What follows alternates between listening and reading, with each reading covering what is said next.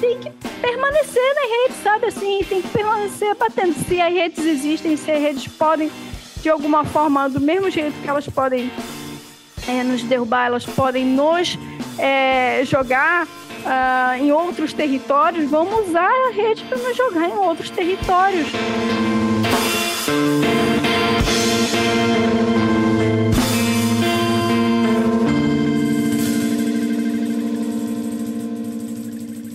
Esse podcast é Chapa Branca. É desaforadamente e orgulhosamente patrocinado pelo FAC, Fundo de Apoio à Cultura da Secretaria de Cultura e Economia Criativa do Distrito Federal. Ana Tirana Remoy faz parte do projeto de publicações multimídias Ana Tirana, Croniquetas de Lascar e 30 anos de teatro sem glamour. Ana Tirana é mais uma criatura da criadora Ana Flávia Garcia.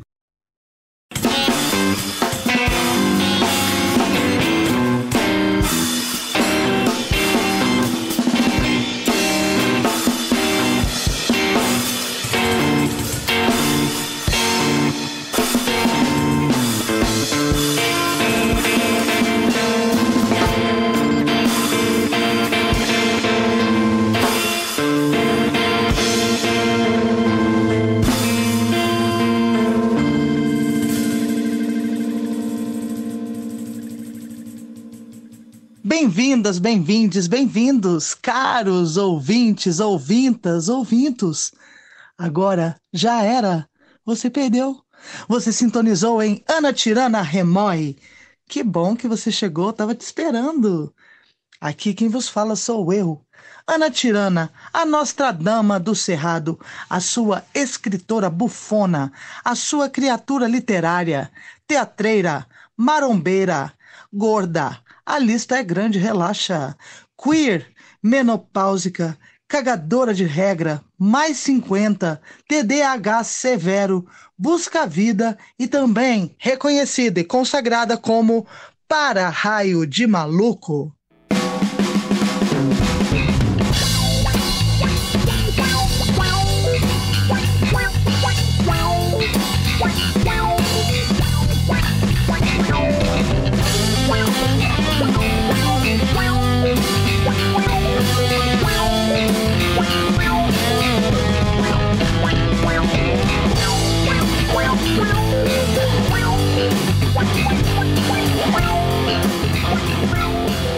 Daqui, dos moedouros da mente, estaremos hablando e blefando sobre teatro, arte-educação, palhaçaria, literatura, música, corpo gordo e muito mais. Eu vou receber nessa minha residência sonora convidadas incríveis da cena cultural do Distrito Federal, porque aqui no DF, tirando o que é ruim, até que fica bem bom. Essas figuras icônicas foram convidadas para remoer comigo aqui na podosfera. Tá um burburinho esse podcast. Sucesso de público e crítica, só se fala nisso aqui em casa. E nesse episódio, nosso tema será Literatura Expandida e Performance de Rede, com Isadora Salazar.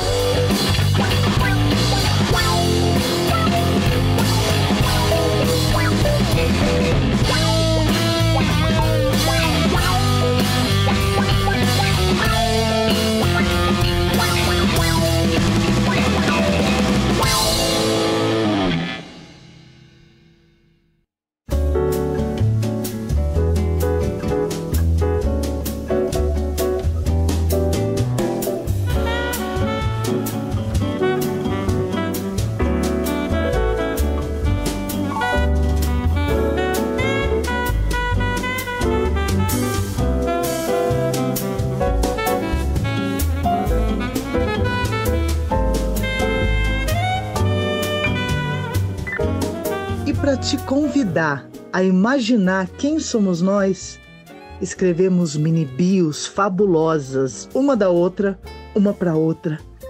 Deliciem-se com esse derramamento de afeto, reconhecimento e poesia.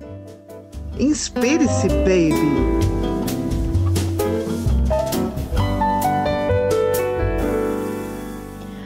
Ana Tirana sob que sol? Primeiro bora determinar a estrela. Laranja, vermelha, azul, diamante, dourado, espumante, Steven, universo, Drusa, alucinante, Machu Picchu, Ilha da Páscoa, singularidade, Capão, horizonte de eventos verdejante. E sob qual holofote? E sob qual escrita?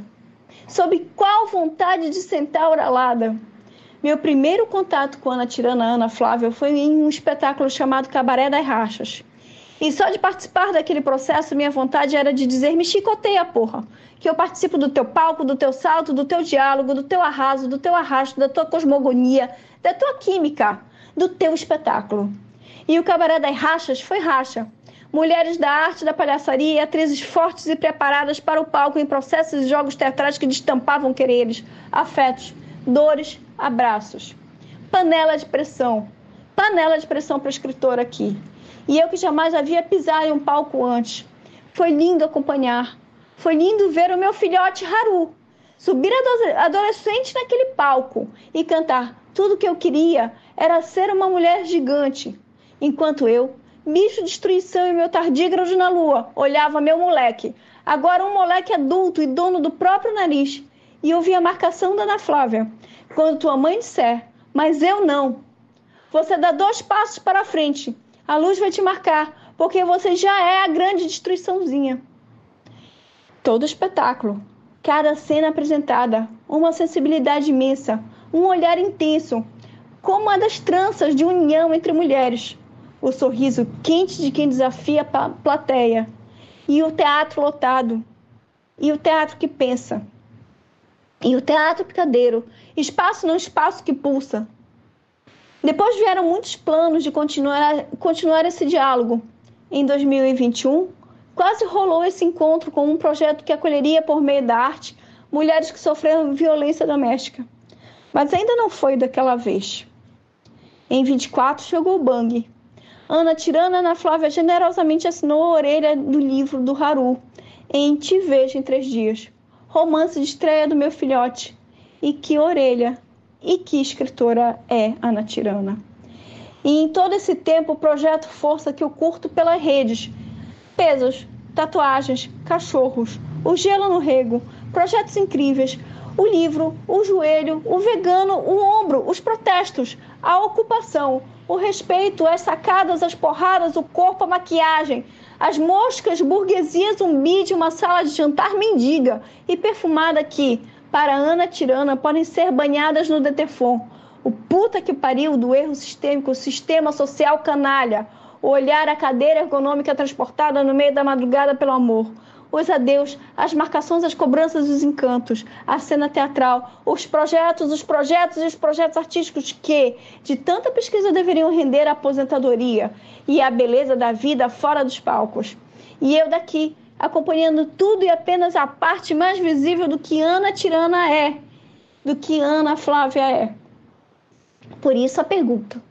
Ana Tirana sobe que sol, porque para Ana Tirana são múltiplos os universos e singularidades, múltiplos os solos, linóleos e reversos dos buracos negros antes inexplorados que a constroem e são constituídos por ela, e são construídos por ela. E se ao telescópio as estrelas atingem tons de elevada clareza, ao microscópio eu acredito que centauras aladas como ela são pura incandescência, galáxias, amor, coragem, desafio, conhecimento, esforço, estudo e chute no traseiro, e água na queimada, e difração, e prisma, e espectroscopia, e fusão nuclear, e força, e. Com carinho e com direito, a um direito de esquerda, no saco dos idiotas, Isadora Salazar. Desponta do Norte, a experiência em literatura radical, Salazar. Como prescrição, se você não está pronto para tocar um terror na lógica naturalista obsoleta das palavras, signos, personagens, evite. Evite a literatura radical Salazar se estiver esperando bons modos, obediência, acomodação e acolhimento do que é isento e inadmissível. Evite se precisar de literalidade. Nessa experiência, esteja pronto para um encontro profundo e doce, com recheio de chumbo esperançoso e notas de perplexidade. E a experiência de Colvin. É de mãe, é de filho, é de fisiologia, geografia e de tripa que surge essa escrita surpreendente riscadora de faca no asfalto quente. De mistério e segredo é feita a transparência dos olhos e do olhar dessa monstra das palavras. Diretamente de Belém do Pará, batendo no Distrito F e ricocheteando para o mundo, Isadora Salazar.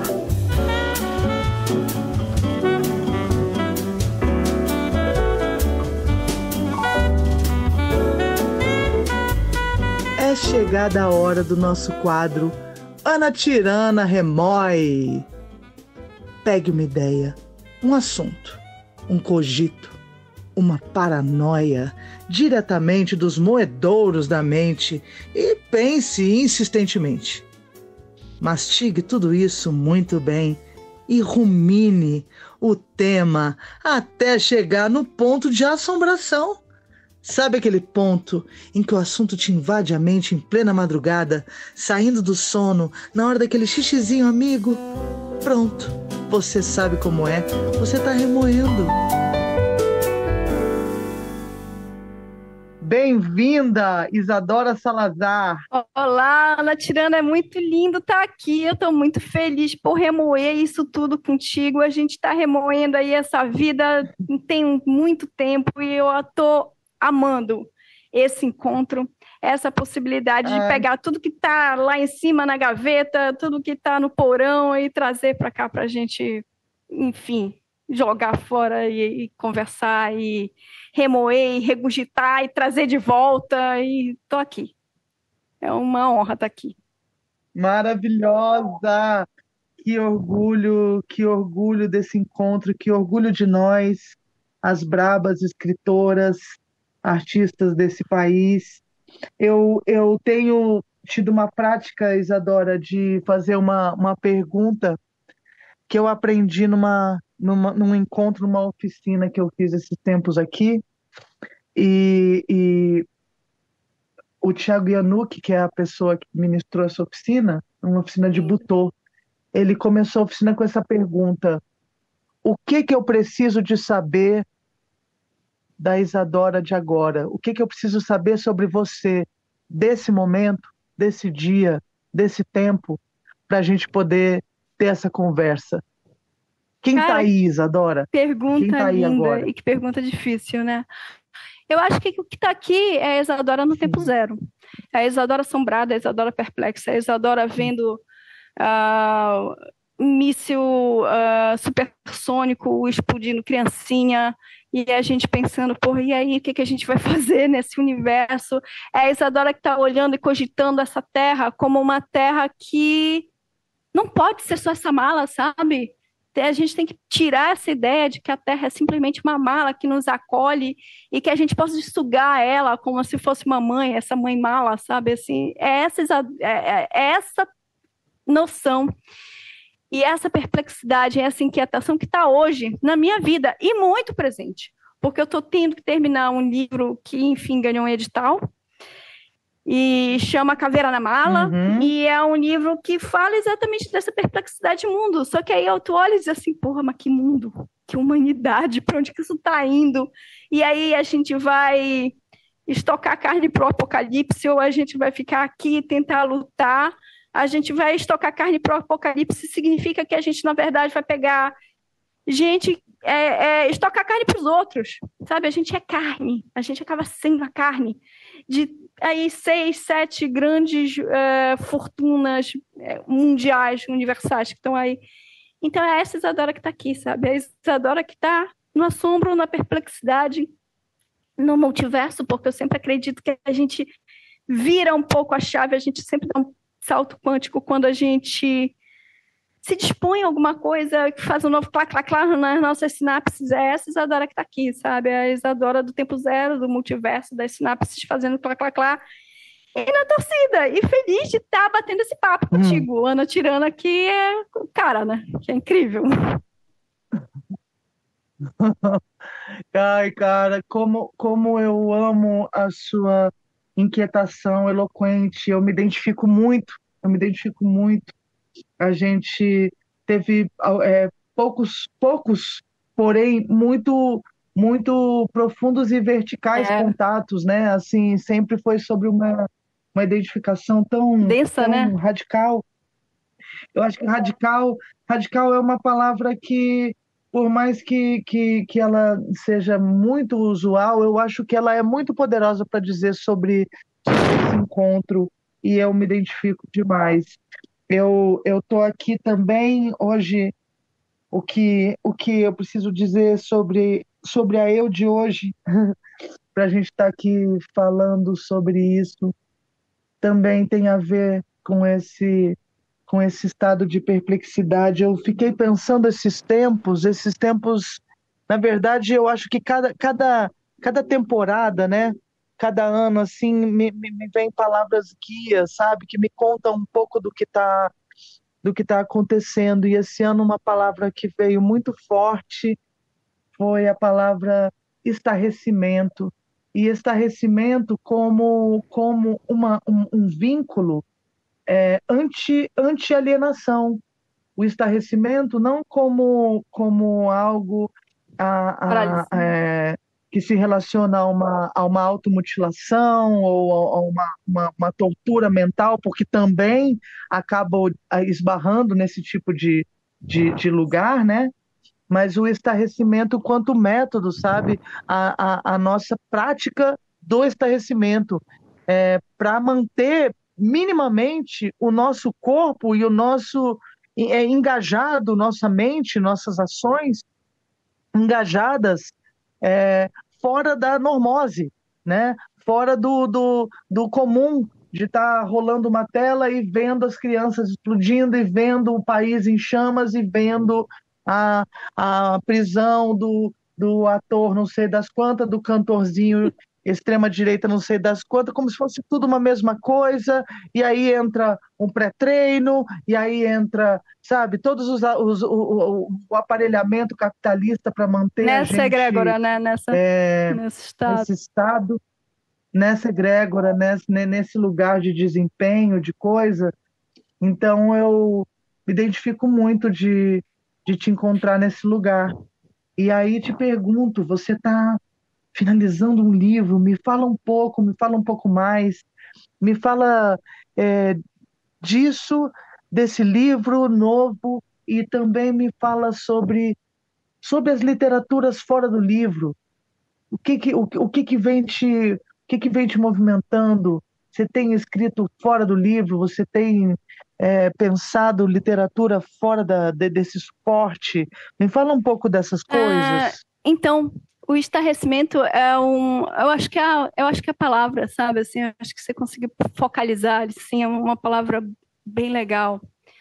Ela vai, ela de alguma forma, ela te tira desse sistema, né? Porque a gente paralisa.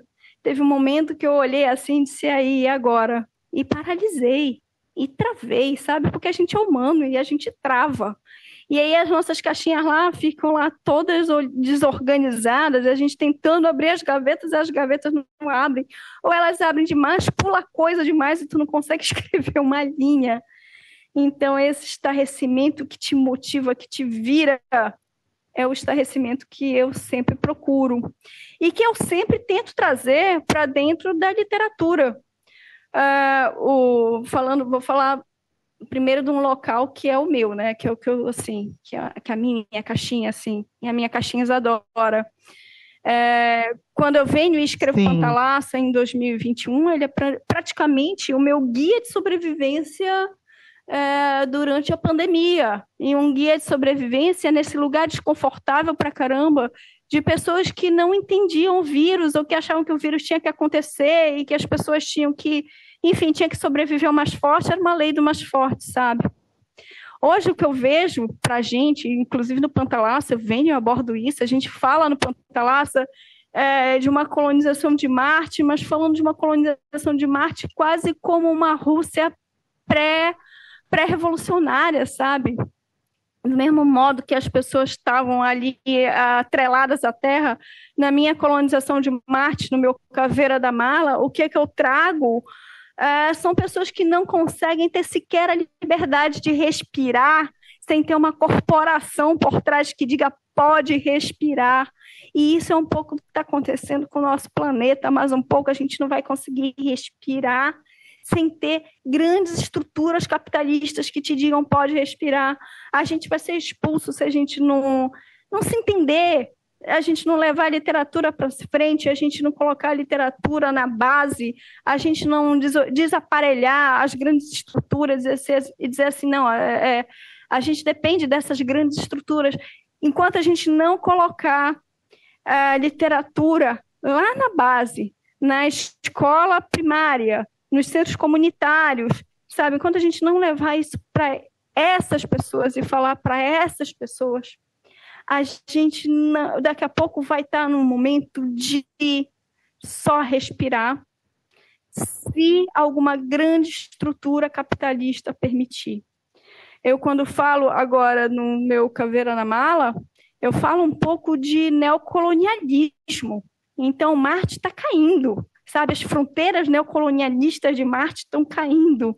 E tem uma pessoa que é a Rita, que está simplesmente tentando salvar o filho, que pegou a caveira do tio, enfiou numa mala e está trazendo para a Amazônia, para dentro de um grande projeto que existiu, que é o Projeto Jari, e trazendo essa caveira para entregar, está fazendo um intercâmbio de biologia, porque essa caveira assinou um contrato pós-mortem e continua trabalhando mesmo depois de morta, porque os algoritmos estão ali. E para essa caveira ser substituída por outro humano que esteja nessa colonização, precisa tirar esses chips. E esse garoto que é o Noah, ele está trazendo essa caveira para dentro da Amazônia. Então, de novo, essa ideia de caveira na mala, a gente conhece a caveira presente, passado, futuro dentro dessa mala, que também é uma mala que te acolhe, que é uma mala que é ventre, que é o nosso planeta Terra. Então, falando do que eu estou fazendo hoje, é mais ou menos isso. Eu estou tentando organizar toda essa bagunça. Enquanto a gente vê esse planeta derretendo, enquanto a gente vê assim, os índices de calor mais absurdos que podem existir, anomalias climáticas as mais diversas, o planeta, os biomas pegando fogo pra caramba, a chuva de cinzas que cai sobre São Paulo, sobre os outros estados, e que veio daqui, sabe? Porque a gente não está vendo chuva de cinza, chuva negra. A gente está vendo chuva de árvore. A gente está vendo chuva de bicho que está gritando no meio da mata. A gente está vendo chuva de gente que está morrendo de fome, de sede, morrendo por causa do mercúrio. Então, é nesse momento de inquietação, de trazer tudo isso para cá, é que eu estou.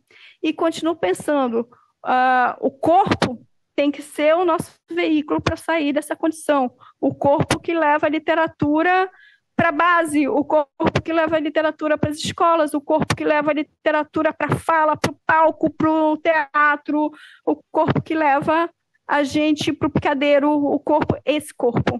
Eu acho que esse corpo, essa escrita sobre o corpo, é que faz a diferença hoje. Se não for isso, Ana, eu não vejo outro lugar para a gente estar, porque senão a gente entra na rota do igual, do mais do mesmo, e isso a gente não pode. Sim. A gente não pode chegar nisso. Sim. Nossa, maravilhoso. Que maravilha saber pistas do que você está produzindo, dessa história, de mais essa ficção, mais uma ficção das suas pedradas maravilhosas. E aí fico pensando, né, você trazendo isso, a gente tem uma paralela a toda essa agenda de destruição, né, que a gente está vivendo, porque há que se ter esperança, mas há que se ter consciência do que está acontecendo, e é realmente uma agenda de destruição. Sim. Acontecendo, né? Existe, ela segue muito pontual, né? Essa agenda ela segue sendo muito bem pensada, obedecida, né? Muito bem articulada, muito bem organizada, com despertador para as horas nunca se perderem. É assim, impecável essa agenda.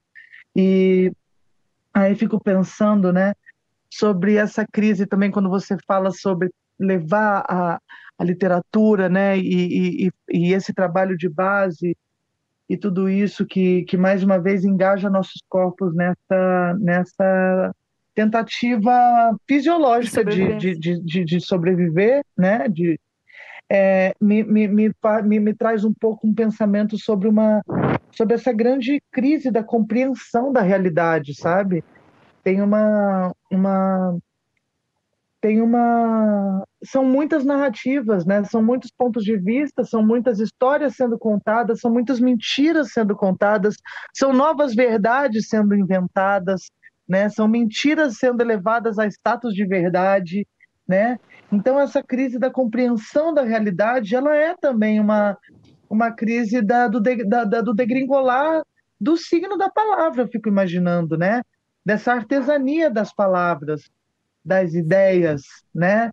Como articular, né? Essa perspectiva dessa literatura fora do livro, né? Que seria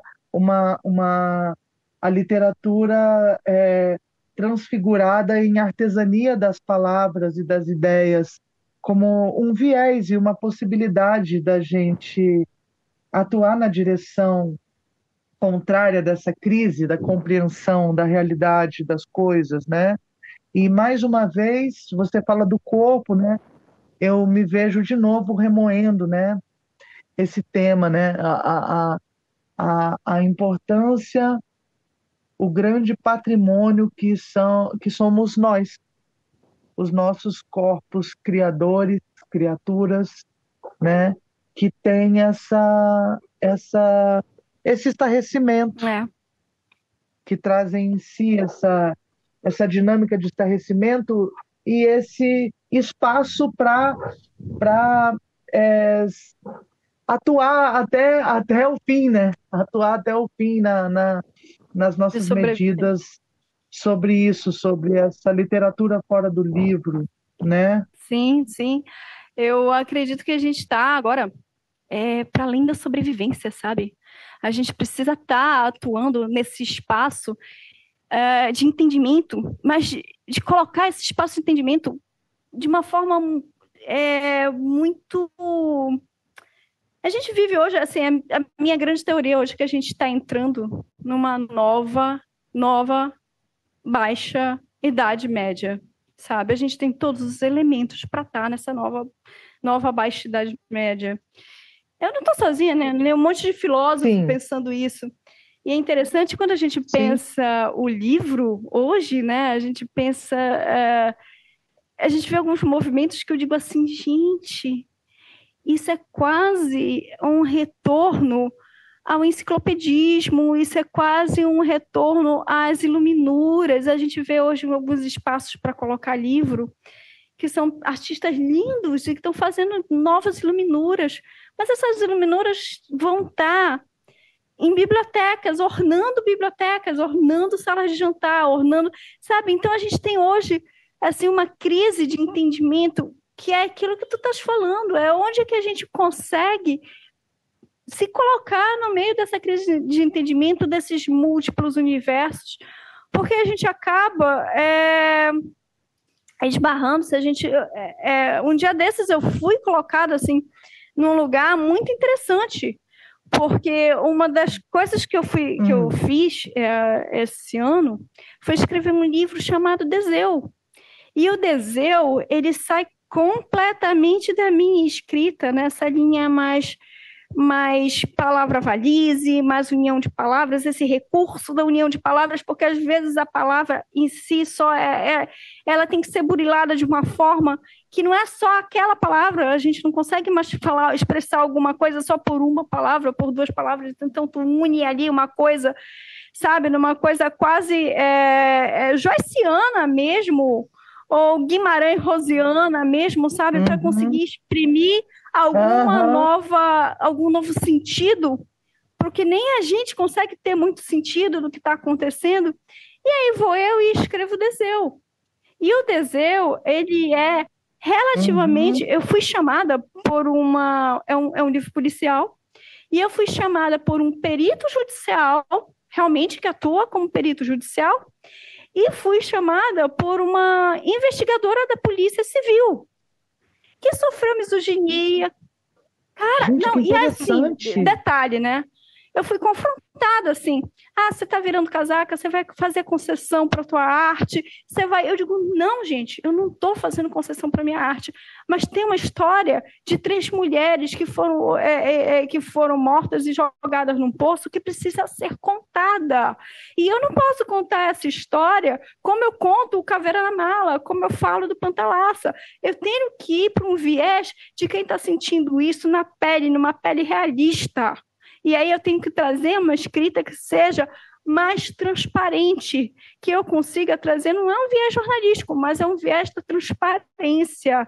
Então, as palavras hoje, elas também, junto com a humanidade, elas vivem essa crise. As palavras em si, o vocabulário em si, o nosso alfabeto, o nosso vernáculo em si, ele vive também esse momento.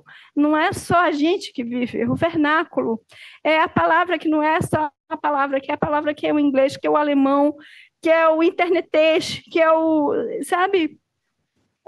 A gente está vivendo esse lugar em que as palavras não são mais as palavras que eram da estante, que a gente puxava ali numa estante, abria lá o dicionário e dizia, tal palavra significa tal coisa. Não, a gente tem uma palavra significando uma multiplicidade de coisas, e de acordo com como a gente olha essa palavra, ela pode virar uma nova verdade que depois vira uma coisa louca porque vira uma inverdade.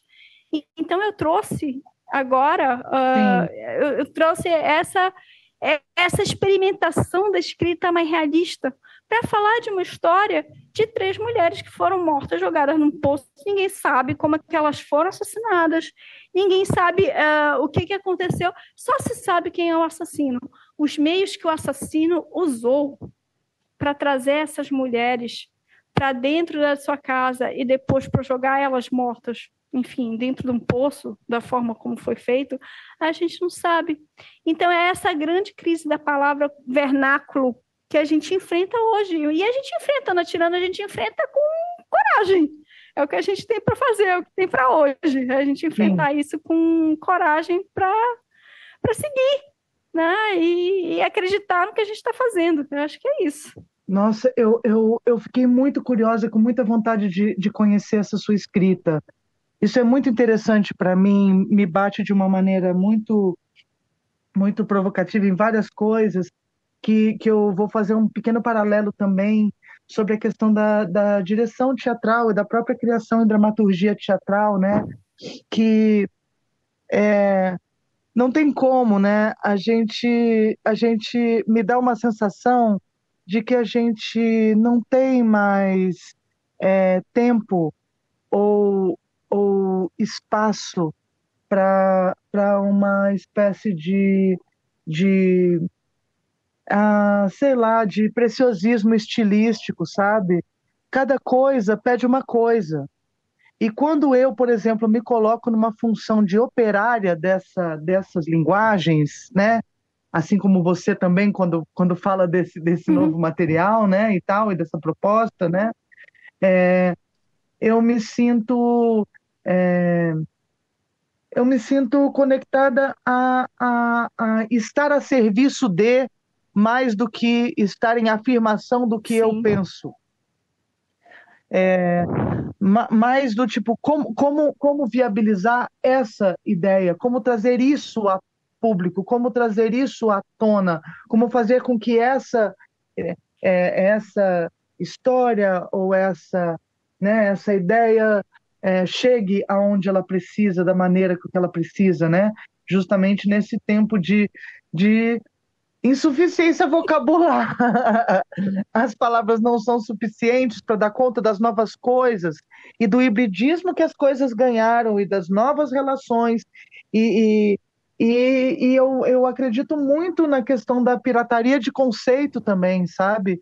Como cooptar conceitos e expandir e largar. Eu sou uma super também pirata de conceitos, eu vou nas outras áreas do conhecimento, eu quero saber o que a física colabora comigo, eu quero saber o que a biologia colabora comigo, que tipo de vocabulário tem lá, que tipo de comportamento tem lá, que pode me dar um panorama mais interessante do que já tem acessível, né, nessas estantes e tudo, né? Às vezes o comportamento de uma planta, às vezes o comportamento celular, ele me conta mais sobre nós, sobre a, essa nossa esfera de gerar interesse e percepção sobre as coisas, né? Elas não estão na minha prateleira de livros, elas estão em outras prateleiras de livros também, elas estão em outros arsenais de ideias e conceitos, né? Eu fico pensando nisso agora e estou aqui, né? A gente está literalmente remoendo Isso. em tempo real, né? Então as palavras vêm e eu fico pensando, né? Como? E isso é uma pergunta para a gente, não tem uma resposta, é uma pergunta gatilho, uma pergunta fantasma, daquelas que ficam assombrando, mas a gente não sabe exatamente o que ela quer. Mas como? Como? Como expandir as escritas, É, as ideias, essa reparação da artesania da palavra, das ideias, da realidade, da ficção, da poesia, nesses tempos digitais? Como? Como? como? Como, Isadora? A gente está na mesma, Ana Tirana, e acredito que. Não, agora falando de Ana Tirana, é singularidade. Assim, é singularidade, porque essa. E singularidade nesse sentido da física mesmo, assim, se é que existe, se é que não surgirão novas hipóteses da física teórica, mas tu está ali no ponto da singularidade, sabe? A gente está ali no ponto da inquietação e desse estado de ir buscar em outros lugares, em outros espaços, o que a gente precisa, não para completar o que a gente está fazendo, mas eu acho que é o que a gente precisa para seguir, sabe? A gente hoje segue, a gente navega, a gente olha as coisas assim e diz, não, vamos para frente. E aí a gente vai, e é isso que tu está falando, é o comportamento da planta, é o entrelaçamento quântico, sabe, a gente vai vindo essas coisas. Eu escrevi um texto que chama Pono Pono Bang, que hoje ele começa assim com uma coleção, aí dizendo assim, surrealista. Não, não é surrealista nesse sentido, porque essa coleção de palavras, suatá, mosqueiro, estrelas ocultas, isso vem de um pensamento de entrelaçamento quântico, de uma bactéria de Schrödinger, sabe? Assim, do tá e não tá, onde que tá, sabe? Mas é lindo porque quando você pensa que no oceano, em um determinado momento que não se sabe exatamente por que, as coisas se sincronizam e, sei lá, a X alga joga ali o X óvulo na água e esse X óvulo é fertilizado dessa forma, e nisso não há a gente não conhece esse mecanismo de sincronização. Quando a gente pensa como ontem li isso, assim, aleatoriamente, num rio, assim, eu adoro, assim, gente, eu preciso fazer essa coisa, assim, hoje essas coisas de 1 minuto, rios, TikTok, assim, eu tô lá, eu tô vendo, e às vezes é material para escrita, é material para inquietação, é material para o questionamento, sabe? Não que a gente vá seguir aquilo, mas a gente tem umas horas, assim, que a gente olha e diz assim, ué, olha, será? E aí, desse será, é interessante que às vezes vem muita coisa furada, mas às vezes vem coisa que a gente não está vendo e que alguma outra pessoa já viu, e a gente vai lá e traz, sabe? E empresta, e faz essa zona de interseção, que não é só um saque da coisa, né? A gente não vai lá e saqueia a coisa e deixa da coisa ter, mas a gente faz uma zona de interseção, uma zona mais cinza. Então, eu via que as formigas, elas cortam um determinado grão em 4 partes, porque assim ele não germina e elas conseguem estocar esse grão. Quando o usual das formigas de uma outra espécie é cortar em 2 partes. Então, elas aprenderam de alguma forma que elas precisam cortar em 4. Então, é a serviço dessa comunicação com o outro, desse olhar com o outro, desse estar com o outro, assim, e o outro sendo um pouco de ti mesmo. É a serviço disso que a gente tem que estar, como criador, como pensador, tu na tua área, como diretora teatral, que, cara, é aquilo que eu falei quando eu disse a Bill, né? Me dá porrada aqui, eu tô aqui dentro para aceitar a porrada, sabe? Porque eu sei que no fim das contas a porrada vai abrir lá, vai destravar, vai, claro, dentro do limite do que é a tirana, né? Assim, porque existem exercícios teatrais com outros diretores que, enfim, a gente não precisa nem comentar, mas que são bem pesados, assim, bem destrutivos, mas assim, tá dentro de um espaço de confiança com quem a gente confia e com quem a gente acredita, que vai trabalhar, que vai te dar porrada e que a gente vai olhar a porrada, dar porrada de volta e que vai chegar num outro lugar. É muito lindo. E quando a gente pensa nesse processo de fazer o algo, de fazer o algo que chegue a alguém, sabe? Como? Como eu não sei, a gente está fazendo no susto. Eu acho que a gente é a geração que faz as coisas na porrada, no susto, na vontade, e vai fazendo, vai operando, e vai estando aí, e vai estando. E fora das caixas, né, Ana? A gente é experimental. Então tem essa, né? A gente está fora das caixas, a gente está fora de todas as caixas, assim, a gente está perto das caixas, a gente se interliga com as caixas, mas com as caixas de pensamento, com os movimentos, assim, não estou falando de uma caixa, eu estou falando de movimento mesmo, de movimento de pensamento de cultura, sabe?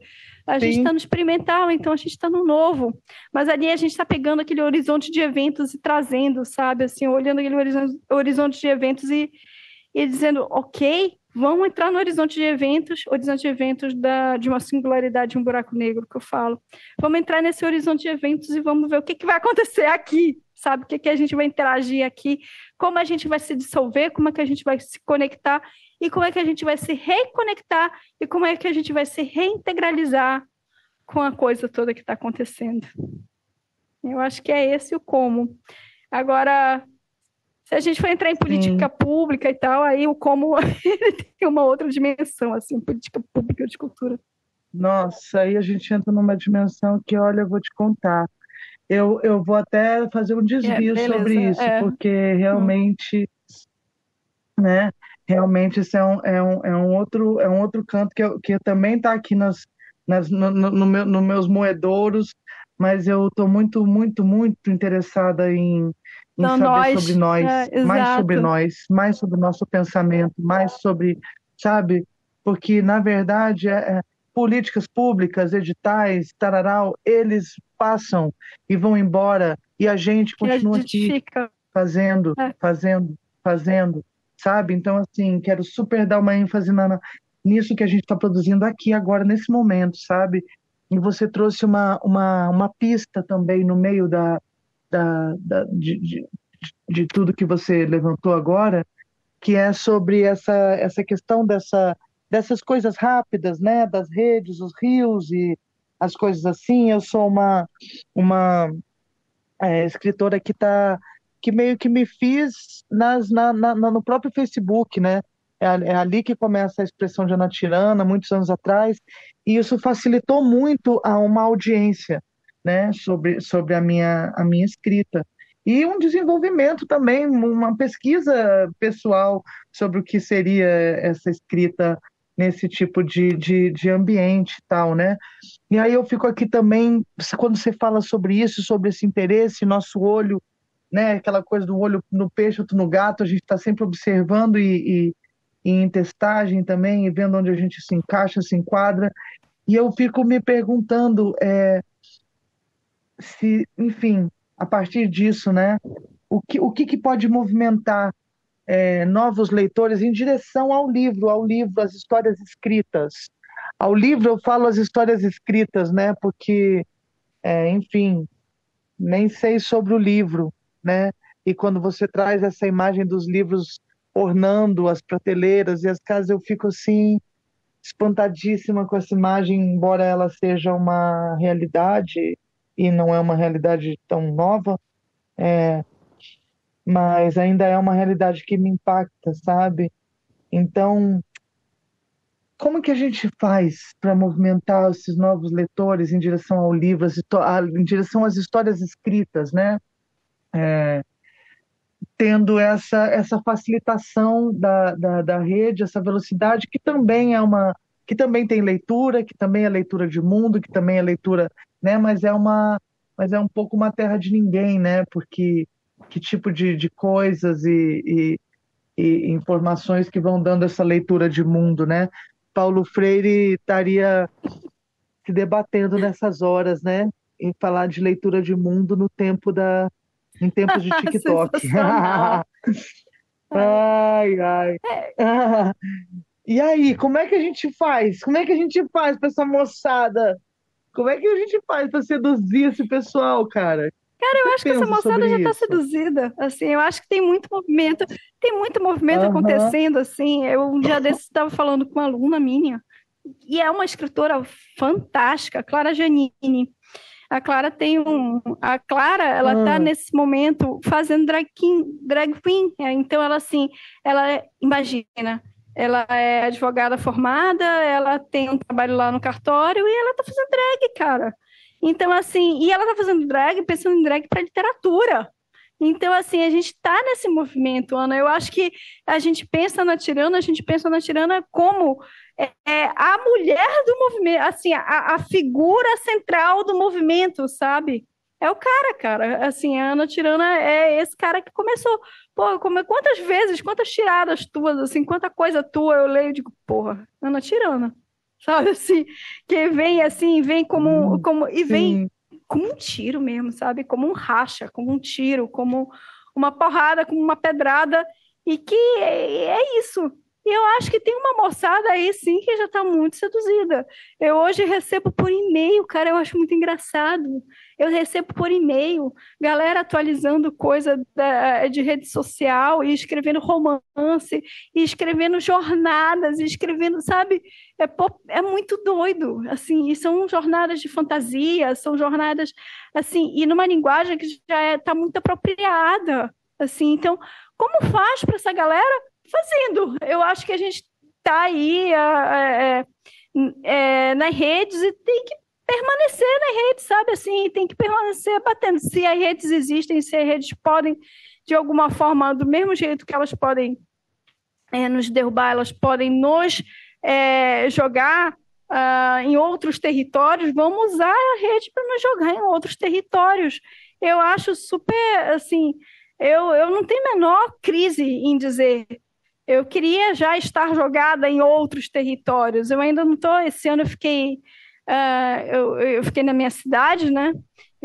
E aqui eu tive um ano de recuperação, de restabelecimento de algumas coisas e tudo, mas os territórios, eles precisam, assim, a gente precisa se jogar nos outros territórios. Eu já queria estar me jogando mais em outros territórios. Eu estou muito num espacinho muito ali, pequenininho, mas estar em outros territórios, eu acho que é isso, a gente precisa ocupar. E a galera já está ocupando, Ana. Eu acho que a gente tem uma galera aí de 20, 30 anos pensando e já ocupando mesmo, assim, sabe? Já colocando e dizendo assim, olha, essa é a minha história, essa é a minha fantasia, esse é o meu romance, esse é o meu metaverso, porque quando você entra num romance desses que você vai ver, você está entrando numa espécie de um metaverso pessoal de cada criador. Ali o que está acontecendo, o algoritmo do criador, pensando ele e a cabeça dele. Mas ele joga para a rede. E quando ele joga na rede, quando ele joga no teu e-mail, eu acho incrível. Ainda tem gente que joga coisa no e-mail, mas existe. Quando ele joga no teu e-mail, que tu olha aquilo, tu vê e que tu dá um retorno, sabe? Tu estás usando os algoritmos que ele produziu, mas tu estás dando novas variáveis para ele também. Eu acho que é isso, né? Eu acho que a gente se jogar e a gente está disposto e usar esses mecanismos assim e trabalhar com as fronteiras, né? Sempre digo, trabalhar com as fronteiras, inclusive geograficamente. Esse nosso podcast hoje, a Ana Tirana está movimentando Canadá, Amazônia e Distrito Federal, cara. Que coisa mais linda que isso. Que coisa mais bonita aquilo que a gente está movimentando. Essas dimensões, esses não espaços que existem agora, sabe? Então, acho que é isso, acho que é por aí. Ai, que bom te ouvir, que bom. Às vezes às vezes isso vem, né?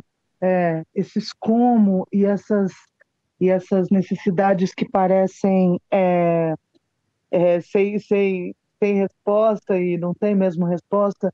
Às vezes elas são também de um lugar um pouco é um lugar atento, é um lugar de desejo e é também um lugar um pouco pretensioso, no sentido de uma pretensão de identificar coisas acontecendo, mudanças acontecendo, e às vezes esse estado de estarrecimento, eu sinto que essa é o grande desafio em viver com essa metodologia também, que é esse turvo que às vezes me assombra e me cria uma nata e uma fumaça, além da fumaça que já está Uhum. acontecendo, né? Que dá uma sensação um pouco de sem saída, de parece que não está acontecendo, parece que as coisas não estão acontecendo, parece às vezes que está falando para a parede, parece às vezes que não está chegando, né? Eu acho que é um momento também bem particular, né? É, é a minha primeira publicação, né? Eu vou botar pela primeira vez isso na materialidade, livro, minhas palavras, minhas coisas, e, e talvez isso esteja me deixando um tanto com uma certa ansiedade. E eu acabei de aprovar também a Menina do Pé Frio, que é um escrito Que para lindo. crianças, e eu fico pensando, sabe, pensando muito sobre sobre o quanto eu não gostaria que, que fosse só mais um livro a ficar fechado em alguma estante, Ai, sabe? Ana, me conta da menina do. Acho que tem um pouco dessa minha Me ansiedade, conta um pouco da sabe? menina. De iniciante em Ai, que lindo. publicação. Não, mas a publicação física, ela é desafiadora, mas é Ana Tirana. Então, Ana Tirana vai estar fora, vai estar transbordando aí. Ai, Ana, me conta um pouco da menina do pé frio, que eu amei esse título. Eu amei esse. Te conto. Ai, eu vou te contar sim, porque eu, há um tempo atrás, uns 10 anos atrás, eu comecei a querer lembrar, investigar da onde que vinha a minha insônia, da onde que vinha a minha ansiedade. Comecei a burilar, sabe? Qual foi a primeira vez que eu tinha memória de ter tido uma noite sem dormir? Que foi noite sem dormir era uma coisa muito frequente na minha família. A minha família tinha traços de insônia, né? De trocar a noite pelo dia, tinha a ver com festejo, tinha a ver com o silêncio da madrugada e a privacidade para se fazer coisas, e tinha a ver até, hoje em dia, sei reconhecer, com várias neurotipias que habitavam ali a minha família e a gente não tinha a menor noção. E aí eu fui nessa burilagem e fui chegando num lugar. Eu tinha uma fama de pé frio quando eu era criança, né? A minha mãe era a ponto de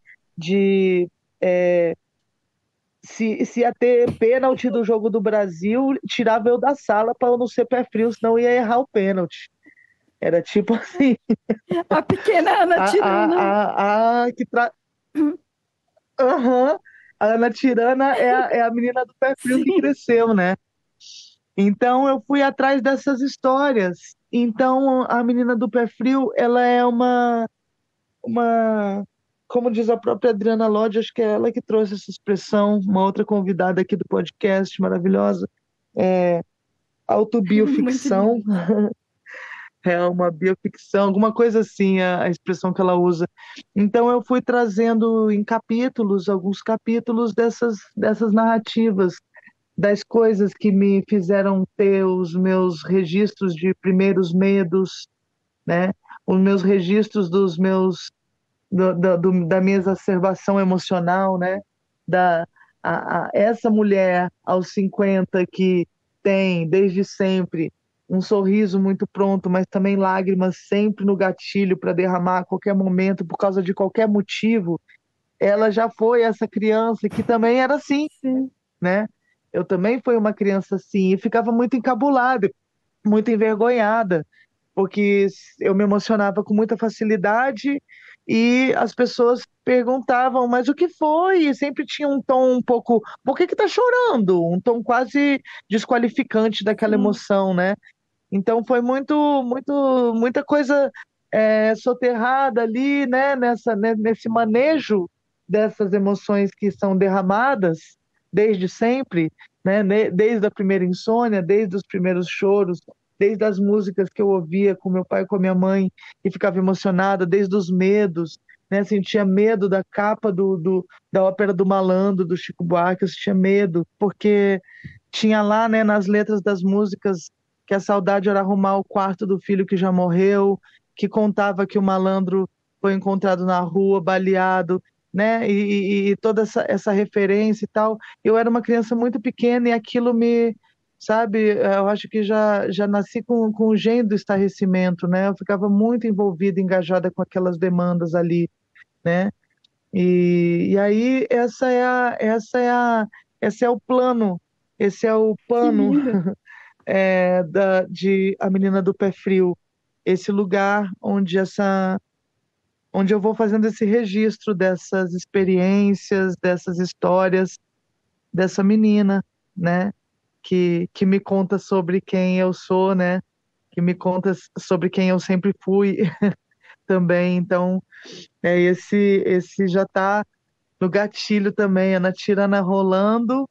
Ano que vem já vou publicar A Menina do Pé Frio. Fiquei muito feliz com essa coisa. Ele já está pronto há um tempo, já está bastante pronto há um tempo, já está no jeito só de publicar mesmo. Tá bem legal, já está prontinho. Ah, Vou te que mandar lindo, para você ler. que lindo. Você está falando de neurotipia, eu estava pensando aqui nas neurotipias que influenciam a gente, né? Que a gente vê que vem de família.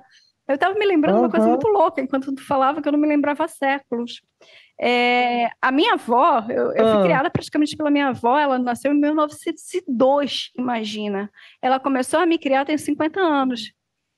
Te juro. Então gente, ela é fruto de uma Belle Époque tardia. Lembra que a Belle Époque da Amazônia ela foi tardia.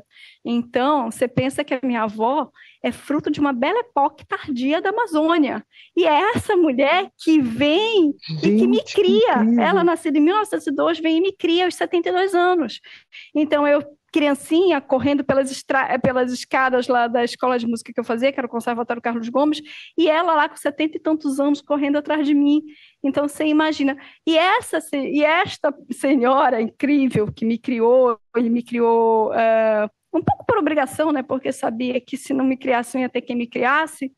Esta senhora, ela dormia à noite com um pijama de bolso. O pijama sempre tinha que ter bolso, porque dentro do bolso tinha identidade. Porque se tivesse um incêndio, olha a viagem. Se tivesse um incêndio, ela já estaria preparada com a identidade no bolso. E um dia desses, é, Gente, que coisa incrível você essa tá falando para mim da personagem. neurotipia, eu tô me lembrando disso, porque, pô, que é uma pessoa com mais neurose que uma pessoa que dorme e fala para uma criança de 6, 7, 8 anos de idade que pode ter um incêndio. Cara, Ana, até hoje eu não durmo à noite, né? E eu sou a pessoa, assim, que fica olhando, abro janela, vejo se tá cheirando fumaça, eu durmo com o nascer do sol. Quando as pessoas começam a habitar os espaços, que eu digo assim, não, se tiver fumaça, se tiver, sei lá, alguém vai me avisar. Quando as pessoas começam a habitar os espaços, é o momento que eu vou dormir. Porque antes dessa habitação das pessoas que estão dormindo, é como se eu estivesse guardando esse sono, como se eu estivesse guardando esse sono dessa avó que dorme com a carteira de identidade lá no bolso. Já desse, te vi os Simpsons, eu, nessa minha crise de o que é que eu estou fazendo com Caveira na Mala, eu vi todas as 30 e tantas temporadas dos Aham. Simpsons. E aí, não, cara, porque o Maravilhoso. som é muito legal, o som é muito gostoso. Então, assim, eles conseguiram alcançar uma altura de som, de áudio, que tu consegue dormir embalada por aquilo, sabe? Mesmo quando tem os picos de áudio, assim, tu consegue dormir embalada por aquilo. E numa dessas eu acordei de madrugada, assim, eu acordei de manhã, né? Assim, eu passei madrugada dentro vendo, E tinha assim, a fábrica vai explodir lá, a fábrica nuclear deles, né? Coloquem seus crachás dentro da boca, que é para identificar melhor seus corpos. Eu digo, cara, olha a minha avó aí, sabe? Minha avó projetada nos Simpsons lá, no cara lá poderoso, dono da empresa da fábrica nuclear lá dele, sabe? Então, Cara, os Simpsons sempre entregando realidade. e quando a gente vê, assim, é aquela avó que me criou de 1902 com a carteira no bolso, eu crachá na dente do Simpson, sabe, assim, do Homer. Eu acho que a gente pensa... E é na tirana, e assim, a gente quando pensa na tirana, a gente quando pensa, sabe, quando pensa criação literária contemporânea, experimental, a gente pensa isso, né? A gente pensa essas relações loucas que acontecem, e mesmo a gente estando trabalhando o tempo todo também com essas neuroses que vêm emprestadas de outras pessoas para a gente, que a gente tem que trabalhar e que a gente tem que jogar para fora e que a gente tem que remoer, né? Remoer, jogar para dentro e remoer depois, usando o teu verbo, Ana Tirana, remói. Sim, eu tô aqui pensando, você contando dessa da avó, gente, é o nascimento do Sim, pânico, né? O surgimento do medo na vida das pessoas. Eu tinha uma brincadeira muito. Os meus pais eram jovens, né? Eles tinham uma. Eu sou uma sobrevivente de uma testagem pedagógica, né? sensacional. Experimental dos meus pais. Ai, meu Deus. Até hoje isso reflete aqui na nossa rotina em casa, que é o nosso café da manhã com traumas, né? A gente conversa e sempre acaba é, entrando em algum lugar, né, desses moedouros aí da mente. E aí eles tinham uma brincadeira que era muito horrível, cara. Eles brincavam que era o seguinte, falavam assim.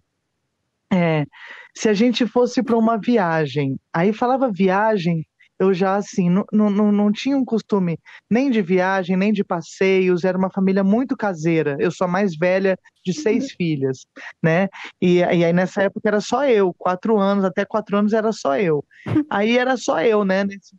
Nesse momento, um pouquinho mais, talvez uma irmã ou outra, mas era Que eu basicamente entendi eu mesmo. que entendia. E aí eles falavam isso. E se a gente tivesse numa viagem de barco, aí eu já ficava assim, o mar, né, lá, indo lá para todos os lugares que eles estavam me conduzindo. E aí vai ter um acidente nesse barco e você tem que escolher quem você vai salvar, o papai ou a Cara, mamãe. E, cara, aquilo acabava com a minha vida de um nível, sabe? E eles estavam muito se divertindo com aquilo, mas eu tava na merda. Sabe, eu tava muito na merda, é porque aquilo, destrutivo. essa pessoa que desmorona emocionalmente, né, que é desregulada emocionalmente, hoje eu sei, né, era uma criança que também já era assim, né, então, aí eu já ia, meu olho já ia enchendo d'água, aí eu já ia chorar, e aí eles perdiam a esportiva quando eu ia chorar. Já não era mais uma brincadeira, tipo, ah, não, tipo, tá chorando? Por que tá chorando? Sabe? E aí eu, caracas, galera, né? Tipo, é uma Fica. marca, né? É uma marca que fica, assim, dessa autogestão do que tá sentindo, porque é isso, eu era muito confrontada nesse lugar, desse olho marejado toda hora, né? Tipo assim, sempre já vinha com um tom de impaciência, mas tá chorando de É. novo, né? E na verdade não era um choro vitimado, era um choro emocionado muitas vezes. Eu me emocionava com as coisas. Eu me emocionava com o hino na escola, eu me emocionava com a lancheirinha, eu me emocionava quando eu não conseguia comer a merendinha toda porque tinha acontecido alguma coisa, ou o suquinho vazou e molhou o pãozinho que a mãe mandou e não sei o quê. E eu ficava sentida pensando na minha mãe desperdiçando aquele afeto de ter botado um lanchinho e eu jogar fora, saca? Porque não ia comer. Aquilo me emocionava, eu É. chorava disso, né? Então, é isso, né? As sobreviventes, As né? sobreviventes, Ana. Sabe que aí eu venho te contar mais um adendo assim, da minha vida que é muito doido, mas que Aham. chega por aí também, assim, chega nesse mesmo lugar da sobrevivência, da hipersensibilidade também, né? Desse lugar, assim, de tu olhar. Eu Sim. lembro, assim, eu sou o contrário, né? A minha avó estava indo, eu sou a mais nova, a minha irmã do meio é 13 anos mais velha que eu.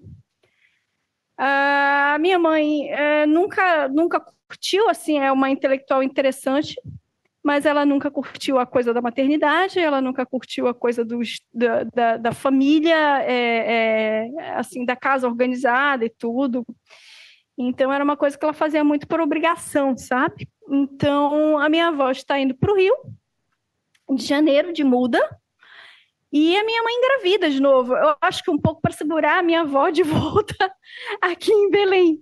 E aí a minha avó volta com toda a muda dela de volta para cá, para criar esse pequeno rebento que estava nascendo em 1974, né?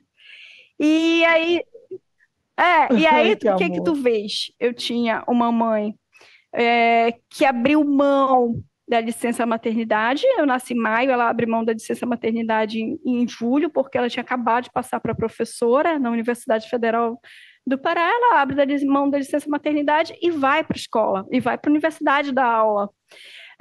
Eu tenho um pai que, enfim, era um provedor, né, da casa e tudo que estava lá. E aí, para mim, esse pai tem uma biblioteca inacessível para mim, com livros na estante o mais alto possível, tocando Beethoven o tempo todo, porque era uma pessoa, enfim, com algumas questões psiquiátricas, então tocando Beethoven o tempo todo. Então, o que tu vês é que o lugar de afeto para mim não era o lugar do estudo. É muito doido isso, assim. Eu tive uma escola inóspita, eu tive uma universidade federal, que para mim era um lugar de ruptura, né? Porque eu não tinha mãe, porque a mãe estava dando aula na universidade. Eu tinha um lugar de uma biblioteca inóspita ao qual eu não tinha acesso, e se eu tivesse acesso, eu poderia estar submetida a violências. E aí, Ana, se constrói Isadora, pensando, eu comecei a me pensar como, assim, um dia, a mamãe fazendo mestrado, faz um mestrado em cima da Lígia Fagundes Telles, e eu leio um texto da Lígia chamado Anão de Jardim, e aquela figura do anão se identifica comigo, e aí eu olho e digo assim, cara, eu acho que eu sou esse anão, sabe, assim, isso eu tô falando ali, Isadorinha de 1200 e bolinha, né, Isadorinha de 11 anos de idade, Sim. tudo, e aí eu Oh, começo a meu Deus. construir uma Isadora, assim, eu começo a ter uma Isadora que só consegue se entender dentro da escola quando muda para uma escola de referência, assim, uma escola de aplicação da própria universidade, e aí que eu consigo entender o que era o estudo, que eu consigo entender o que era a escola, que eu consigo entender o que era um vestibular, o que eu consigo entender o que era uma universidade, e que só vai entrar na literatura aos 40 anos, porque passa esse tempo todo assim tendo que reconstruir o que aquela Isadorinha lá não teve. Não teve pai para dizer assim, olha, a escola é importante, olha, a universidade é necessária, sabe? Sim. Então, é esse momento de reconstrução, e a gente vê, Ana, a importância da reconstrução, sabe? Da gente estar se reconstruindo. E o teu texto, ele traz muito isso também, ele traz muito esse momento em que tu te derruba, assim, há um momento de derrubada e há um momento de reconstrução, sabe? É uma coisa que vem ebulindo da terra mesmo, sabe? Eu acho que a gente está muito nesse lugar. Eu acho que esse é muito lugar experimental, de vivências diferentes que chegam nesse local sabe, dessa linguagem, que é uma linguagem quieta, que é uma linguagem de assombro, que é uma linguagem de porrada mesmo, mas sabe, Sim. de uma porrada, de um acolhimento que não é um acolhimento conformado, é um acolhimento da porrada mesmo, assim, um acolhimento do bate e volta, do olha e do volta, sabe?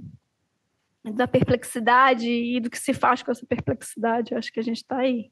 Nossa, caracas, que interessante. Eu tô tão nutrida desse encontro, dessa troca, dessas afinidades, dessas coisas desviantes que a gente carrega. Eu estou muito feliz e emocionada por essa conversa, sabe? Eu estou tendo a oportunidade de fazer essa interlocução com mulheres que eu admiro, falando de temas que são meus temas de interesse, de, né, de apaixonamento, disso tudo. E assim como eu abri a nossa conversa te fazendo uma pergunta que eu tenho feito a todas, eu também tenho feito uma pergunta de fechamento da nossa conversa, que também é uma tentativa enfim, de arejar as possibilidades, de conhecer os pontos de vista, as ideias das pessoas de uma oportunidade de talvez diminuir o turvo que se instaura ou aumentar também, né? Não tem nem muito para onde correr. Isadora Salazar, a pergunta é: tem jeito para o mundo? Cara, tem que ter. Tem que ter. Tem que ter. A gente só tem a gente só tem isso, cara. A gente tem que ter jeito pro mundo. Um dia desse eu estava lendo um livro, acho que chama Precipício. E, cara, não é possível, a gente não pode ser exterminado, não pode vir esse extermínio, sabe? A gente não pode, volto a dizer, a gente não pode ser carne para alimentar 6 grandes multimilionários aí do mundo. Tem que ter jeito para esse mundo. Tem que ter jeito pela literatura, pela música, pelo pensamento, pela dor, pelo amor. Tem que ter jeito para esse mundo. A gente só tem esse mundo. Tem que ter esse mundo. Como eu digo, como eu sempre falo, eu não estou estocando carne para o apocalipse. Não, na verdade, nem falo apocalipse. Eu falo, não estou estocando carne para o inverno nuclear. Porque eu não vou. Não, era uma coisa, não é do Steven Universo, é do Hora de Aventura. Tinha um momento lá que o Finn dizia, estocando carne para o apocalipse e todos vão morrer. Cara, eu não estou estocando carne para o apocalipse. Eu não estou. A gente não vai chegar nesse momento. A gente vai dar uma invertida, de algum jeito. Sabe, não é uma coisa idealista, apaixonada. A gente sabe que Gaza está explodindo, a gente sabe que tem 50 guerras ativas acontecendo hoje e elas não são midiáticas. A gente sabe que tem uma manipulação imensa de um lado e de outro, e a gente sabe que assim, o mundo é construído para a gente pensar ele de uma forma, para a gente ter todo mundo na mesma TV, o mesmo celular, o mesmo... Sabe, enfim, todos os gadgets que fazem a gente virar um algoritmo fácil de prever. A gente tem que sair dessa previsibilidade do algoritmo que todo mundo sabe? A gente tem que sair dessa previsibilidade. Um dia desse eu estava olhando aleatoriamente apartamento que não tem dinheiro para comprar nada, né? Brasil. E aí eu estava olhando aleatoriamente, todos com a mesma configuração, todos com a mesma caixinha. Eu digo, gente, isso já foi previsto lá atrás. Já teve gente que falou disso lá atrás. Sabe, assim, tem gente aprendendo muito bem as palavras do Goebbels, tem gente muito bem manipulando a mídia de massa, a comunicação de massa. A gente tem que sobreviver nessa porra. A gente tem que dar um jeito. A gente tem que virar. Esse mundo tem jeito. Então, no que depender de mim, esse mundo tem jeito. Assim, eu vou estar explodindo, sei lá, Deus do livre, mas assim, enfim, que o universo nos livre. Mas a gente vai estar lá olhando e eu vou estar dizendo, tem jeito, tem jeito, tem jeito. Eu sou... tem uma personagem minha que é muito meu alter ego, que é a Marina do Água de Morta, né? Eu sou a Marina do Água de Morta. Está lá, está sendo morta, está sendo não sei o quê, e está lá pensando, que porra eu faço? O que eu faço? O que eu faço? Então, tem jeito para o mundo. A gente tem que batalhar aí até que esse negócio dê certo. Jamais me pegarão com vida. Eu vou estar no front me divertindo, sabe? Até ceiar no inferno, sabe? Tomem um bom café da manhã, porque à noite cearemos com o demônio lá. Cara, é isso. Vamos cear no inferno. Jamais me pegarão comida, me pegarão dando porrada, sabe? Assim, tem jeito. Vão pegar a gente dando porrada. Eu amo. É isso, eu amo. Muito obrigada. Que coisa maravilhosa te ouvir. Que coisa maravilhosa isso a gente poder praticar essa visão de mundo e ao mesmo tempo abrir os como a esperança radical do Byung. Eu tô apaixonada por esse filósofo sul-coreano. Ele fala da esperança radical, abrir esse nascedouro para o novo, né? Para algo que possa vir ainda, né? Para não carregar essa faixa de o fim estar próximo e de que nós estamos prontos para o meteoro, né? Eu não chamo meteoro, sabe? Eu também não... É isso. Adorei te ouvir.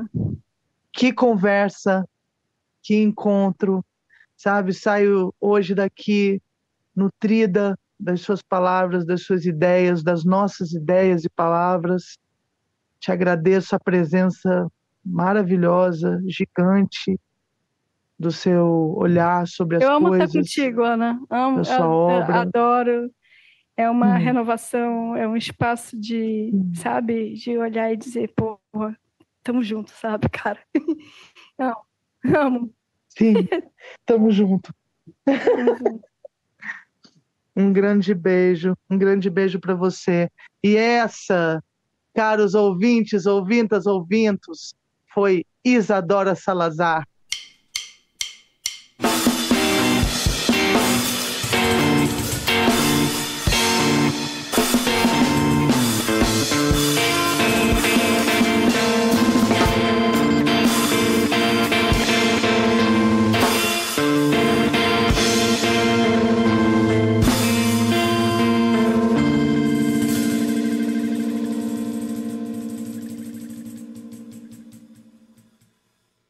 Ana Tirana Remoy é feito por Ana Flávia Garcia, criadora e criatura de Ana Tirana, Croniquetas de Lascar, 30 anos de teatro sem glamour. Collab de criação e edição de áudio de Gustavo Heineken, criador do podcast Trabalho de Mesa, o primeiro podcast de teatro do Brasil. Produção, Fernando Franchi, que também é artista gráfico e interlocução do projeto. Na trilha sonora, o duo Má Vontade, arte gráfica de Hugo Carvalho.